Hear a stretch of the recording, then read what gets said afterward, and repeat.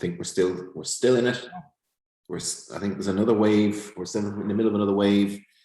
Really has affected everything. It's you know, the history books will be written, but how has it affected, in your view and from your professional experience, how has it affected organizations from a cybersecurity and from a culture perspective? I think potentially, bear in mind we're still right in the middle of it and still learning about how people's working lives have changed, but I think potentially it's introduced new vulnerabilities because we've got so many people working at home.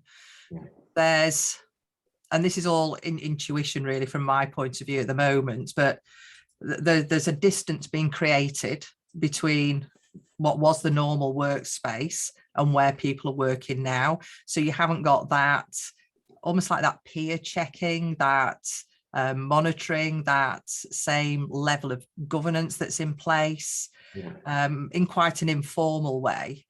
So there's potential for people to become a little less alert around any potential breach or social engineering attack that takes place.